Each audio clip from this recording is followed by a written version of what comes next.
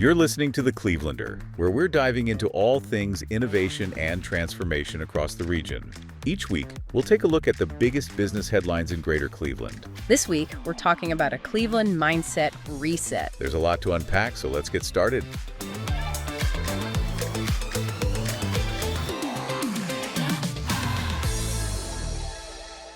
Hey there, everybody, and welcome back to The Clevelander. I hope you all had a wonderful and relaxing Thanksgiving, but it's time to get back to business. And we're diving right in with this pretty thought-provoking op-ed from Baiju Shah, the CEO of the Greater Cleveland Partnership. Yeah, and he's really making this compelling case for a pretty major mindset shift for the region. And it's not just like a pie-in-the-sky kind of thing. No. He's actually backing this whole argument up with some pretty solid evidence of, the recent successes that Cleveland has been experiencing. Real tangible stuff, yeah. So let's get into it.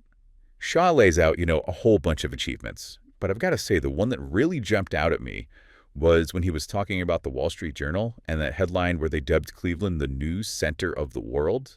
I mean, that's a huge statement. It is a bold statement, that's for sure. And there really were quite a few moments over the last year where it felt that way.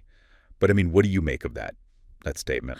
Well, it's definitely attention-grabbing, and it speaks to, I think, a shift in perception, right? Yeah. I mean, for a long time, Cleveland has been seen as kind of a, Rust Belt city. Right, struggling to adapt with the economy. But this kind of recognition, though, suggests that narrative is starting to change, and people are looking at Cleveland a little differently. Okay, so it's not just hype. No, there's substance to it. There's something behind it. For sure. I mean, just look at the numbers, right? Cleveland's unemployment rate is amazingly low. And then you look at the local stock index, the Cleveland index, like we talked about last week, and it's actually performing better than the S&P 500. Really? Yeah, these aren't just lucky breaks. This shows real strength in their economy. It makes you wonder, what's driving this success? Right. Is it just, a couple of things going right, or is there something bigger at play here? Well, I think that's where Shah's point about mindset comes in. He's saying that Cleveland really needs to move away from this mentality of scarcity and loss. Okay.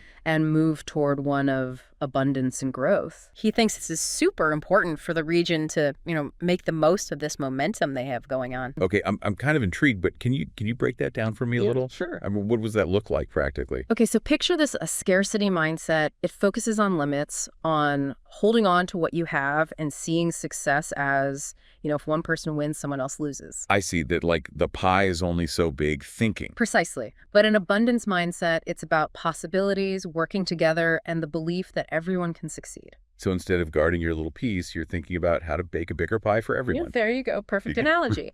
And Shah is saying that this shift in thinking is the key for Cleveland to unlock its full potential. And he lays out this vision for the region. Yes. That's ambitious, but it's also based on, a realistic look at their strengths. Let's get into that vision. Let's do it.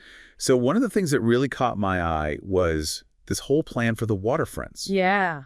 He talks about both the lakefront and the riverfront being transformed into these vibrant public spaces, attracting both residents and visitors. Right. And it's not just about prettier parks, as exciting as that is. Each of these new transformative developments, no matter where they are, downtown, east side, west side, the suburbs, doesn't matter.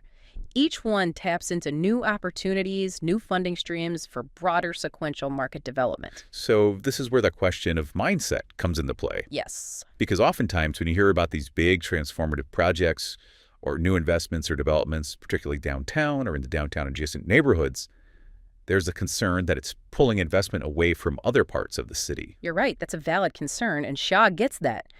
And he actually points to the fact that in the past 2 decades, the downtown population has tripled. And with all that investment and development downtown, at the same time, the neighborhoods around it are thriving.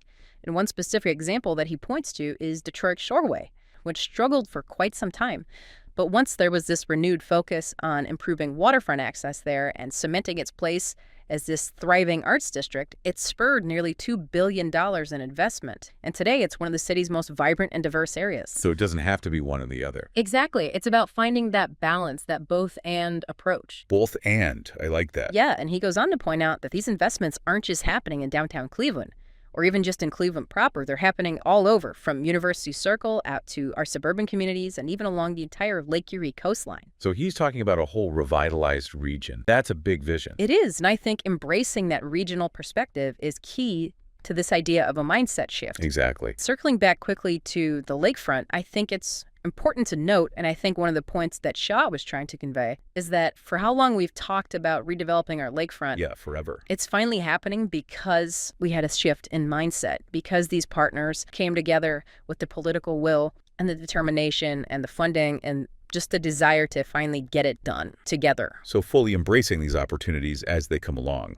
That's how we'll keep getting these things done. Yep, exactly. So we've talked about the waterfronts, the neighborhoods. What else is on the agenda? Well, workforce development is a big one. Right, because you can have all these opportunities. But if you don't have the people to fill the jobs, it's all for nothing. That's the key. And Shah stresses investing in education, making sure the people there now have the skills they need, and attracting students, professionals, immigrants, refugees, anyone who can help the region grow. Which aligns with the abundance mindset. It all ties together, and he sees diversity as a strength, bringing fresh ideas and energy to the city.